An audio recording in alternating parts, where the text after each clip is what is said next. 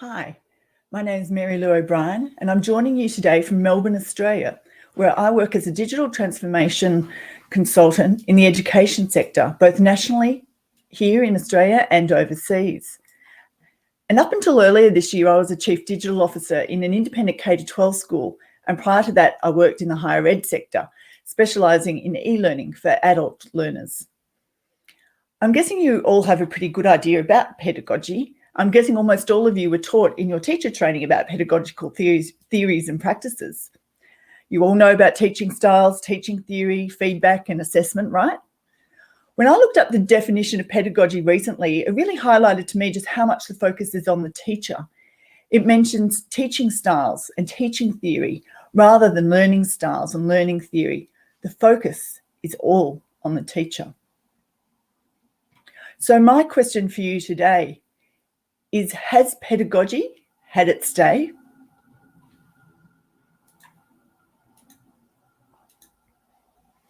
Michael Fullan at the recent ACL conference highlighted the silver lining of COVID-19, the shift that we're seeing in pedagogy, where the focus is shifting from teacher to student. I'm not going to spend a lot of time on my slides today, as you all have the benefit of having this recorded, so please feel free to pause or stop and rewind if you need more time as we progress through.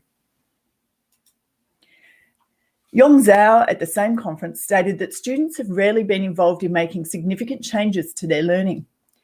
Education reforms have typically focused on curriculum, teachers and teaching, and assessment, but rarely about helping students to become owners of their learning. Yong Zhao regularly speaks about the necessity of involving students as partners of educational change and owners of their learning. Peter Hutton, an Australian education innovator, talks about it too. Will Richardson in the US, David Price, Richard Gerver, Stephen Heppel in the UK. We're hearing it from all over the globe, and we've actually been hearing it for many years. And for me, it all started with Sir Ken Robinson way back in 2009. However, it's this year, 2020, that the message has been amplified and that we've been provided the environment to change. Hopefully something you hear today will inspire you to mix it up a little. In Michael Fullan's words, the goal should not be just to survive the pandemic, but to arrive at something significantly better. So, has pedagogy had its day? And could heutagogy be the answer? Could that be the way to ensure that students are at the heart of learning?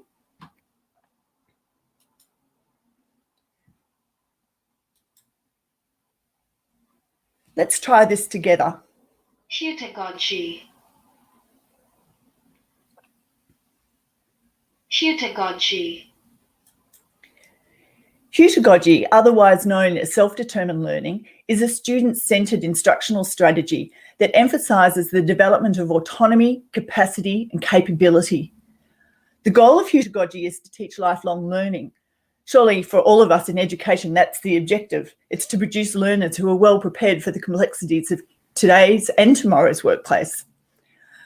By nature, heutagogical learning is not necessarily linear or planned, but much more informal and parallel with how people learn best outside of a school setting.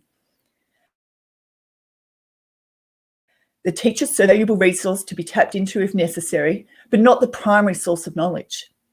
In the higher ed sector, this was common language as we were teaching adult learners, but moving into K-12 back in 2009, I found there were very few educators who'd even heard of it.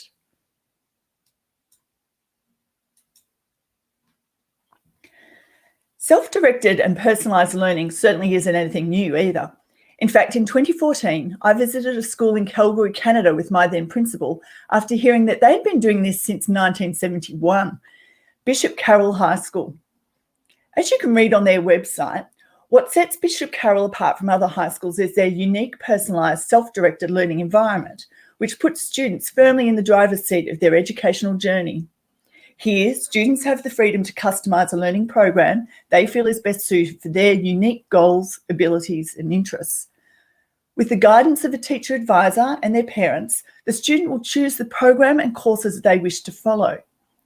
Students can then progress through these courses at a personalised rate, reflecting their individual needs and learning pace.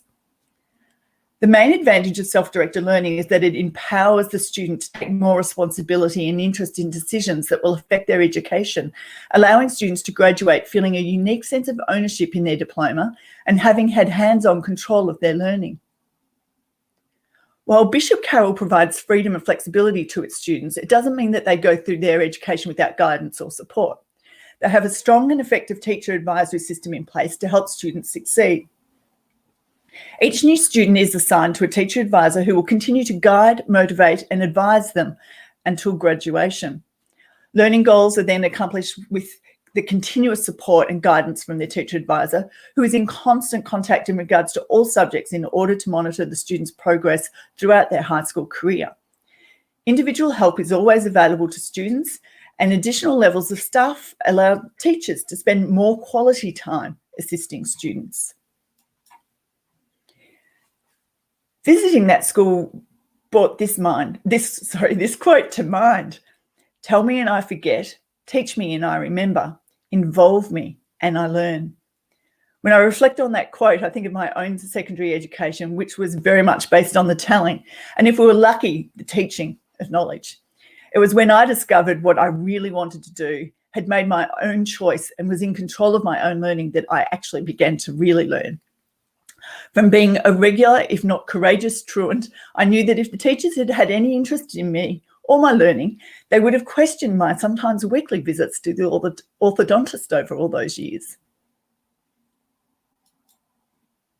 So let's look at a traditional classroom versus a pedagogical learning environment. It almost aligns exactly with the slide from Michael Fullan's presentation earlier.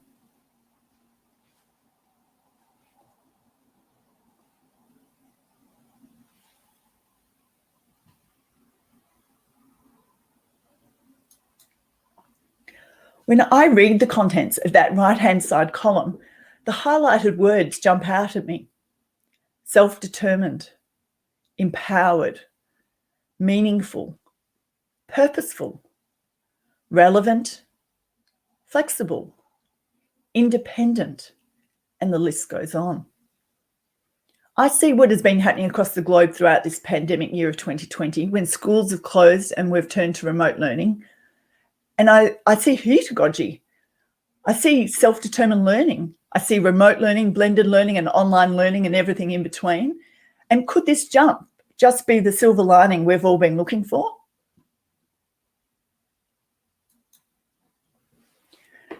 So I urge you, let's not lose all that we've gained this year. We need to seize this moment, just like this seagull. The Global Learning Academy last week reported that education leaders from across the globe are reporting that they have never seen teachers as invested and creative with technology as they are now. This is by necessity, of course, but some of the results are worth keeping in mind. Students are using technology to create more varied and interesting work, more transparency, and intentionality in the design of learning experiences. We're seeing more student voice and choice and use of synchronous and asynchronous modes to support flexible and personalised learning. Before COVID, many schools were pursuing initiatives that would help them improve the student learning experience and drive better outcomes. And they have realised that helping teachers build expertise with online spaces and digital tools is a way to achieve those goals. During remote learning, educators discovered that building on their relationship and connections with students took planning. Maintaining academic standards and, of course, authenticity requires vigilance, and empowering students to design their learning necessitates the teachers letting go of ownership of the class. A pedagogically based distance learning experience takes work. It's not for the faint of heart or the lazy of mind. It challenges the facilitator as well as the learners to be introspective, to be open-minded, to build on what they have learned previously, to learn from past experiences, to share knowledge and perceptions, to research theories, to question, to be innovative, and to be determined to make the learning experience as meaningful as possible. As a digital transformation consultant with a background in online and blended learning, this is the most exciting place for me to be currently. As globally we've leaped years ahead, with all educators and students now having experienced remote learning, the upskilling has been tremendous. Many educators have reflected that senior students this year will be far better prepared for university because of it. which makes me question why schools didn't realise this before. But at least I knew there was one school that was more than ready. Now, a few slides back, I told you about visiting Bishop Carroll in Calgary.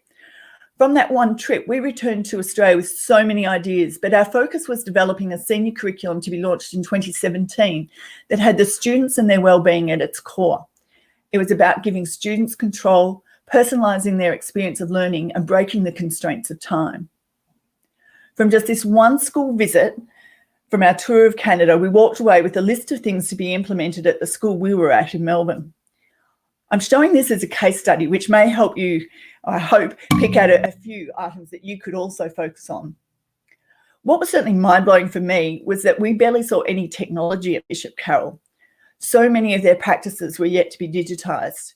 The curriculum was all in print form, whereas back in Melbourne, we'd had an LMS since 2010, and all the curriculum by 2014 was online, but it was more in a version like we've seen recently as remote learning rather than true online learning.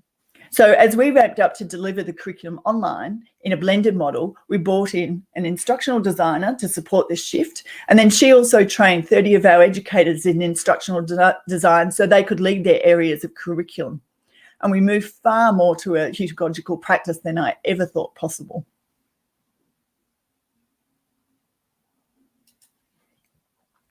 We came up with 4 components over which students could exercise a degree of control.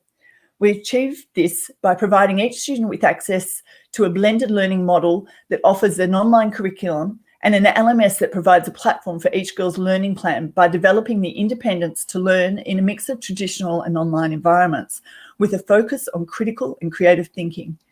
Students develop and manage their own learning plan, maximising the many choices available within the senior year's academic curriculum. We use technology to support the systematic change, enabling new processes, automating others, making them more effective and creating added value. Your investments in EdTech must support the bigger picture, the direction you're headed and your school's strategic plan. After a year of remote learning, if you are now seriously contemplating a move to blended learning, a decent LMS will be a must-have. Firstly, it's going to provide that anytime, anywhere access, but an LMS these days should also allow the flexibility to allow personalisation. It should have at least some level of analytics built in, student tracking at the bare minimum, collaboration tools such as shared and live documents and live chat options. An app is also a great addition as we become more and more mobile. But it's not actually about the technology, but rather the school's beliefs, their intent, the philosophy and the program design. The technology just provides the tools and the infrastructure. And I urge you to, where you can, leverage existing technologies in the school. A good example of this for us was Outlook. Certainly everyone had Outlook on their devices, and we made sure of that, but the students had never used it. It was a tool more for the teaching staff. So whilst the students had access, they had to be trained how to use Outlook and the calendar functionality, because we expected them to proceed with making appointments with their fitness coaches and wellbeing coaches, and they would need to send those appointments, understand when the person at the other end had accepted those, and know that it would be logged into their calendar. Now, of course, infrastructure is where it will really hit the budget the hardest. If you are committed to an online or blended model, the connectivity to your platforms must be available 24 hours, 7 days for 365 days per year. In 2012, I began working on ensuring that our networks were capable of supporting 5 devices per student. I wanted them to have access to a laptop, a mobile phone, a smartwatch, an e-reader, and whatever else they happened to bring in over that time. It was a huge project, and I was planning sort of 5 to 10 years in advance. We had dual cabling installed so that the internet supply was coming from opposite sides of our city and also entering the campus at opposite ends. We moved as much as we could to the cloud, a local data centre with a secondary backup centre many kilometres away. The advantage here was that they could provide 24-hour observations, guaranteed uptimes and security offerings that were far greater than what we could ever afford. Now, I mentioned using calendar before, or using Outlook calendar. And this is an example where students could build the shape of their day, adding appointments with their wellbeing coaches, adding their booked fitness sessions, noting their flex time and their attendance at community time, etc. This was true self-management.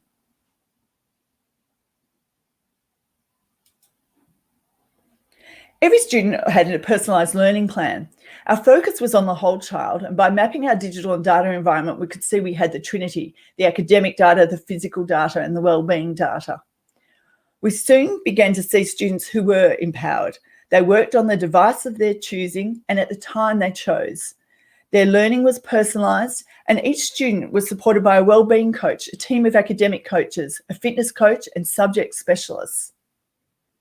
So this is an example of the page from the LMS where the girls could see under my courses, they could track their academic data. That would actually link to a Gantt chart showing a student's progress throughout each of their courses. There was also the link to the physical data under the Artemis button and the wellbeing data under My Coach, which connected to an app with all their wellbeing data. Some tips for success. Strong leadership. I did have here top-down leadership with unwavering confidence, but I've thought a bit about this recently as I've been reading about bottom-up approaches. But either way, you just want the school board and the school leadership all on the same page. I always find a focus point is really important. And when I say a focus point, I mean an anchor. And for us, our anchor was the students. They were central to everything we were doing and every decision we made. Teamwork, of course, goal setting and accountability. Peter Drucker was right when he wrote, "What gets measured gets managed." And change management processes can be very slow. So think carefully and strategically about speakers for your parents and staff. Always forecast ahead and be thinking strategically. Design thinking. So I popped that in there because digital technology is complex, but users should never know that. Whenever you design a solution, your goal should be to create an experience that's simple and intuitive and even pleasurable, no matter how many layers of complexity support the back end. Put the user at the center. In other words, use design thinking. Keep systems simple, integrated, make sure there's one access point, and single sign-on is king. Professional learning, again, it should be purposeful, aligned, and strategic. For years, we've all heard the rhetoric about moving from a model of the sage on the stage to one of guide by the side. And this is exactly what pedagogy and self-directed learning can provide. Dr. Jim Waterston and Professor Yong Zhao have identified 6 significant changes as well as opportunities in education that we're seeing as a result of this pandemic. It's the courageous leaders that will take the lead, giving their schools the best chance at long-term sustainability, carving a niche in the marketplace that will secure their enrolments long into the future. For us as a school executive working strategically 5 to 10 years in advance at all times, it certainly paid off. We were rethinking these 6 line items years prior to 2020. Students here in Melbourne have missed 100+ days of school this year. However, at one school at least, I know they were fortunate enough to have already experienced years of preparation in self-management, self-regulation, and online learning.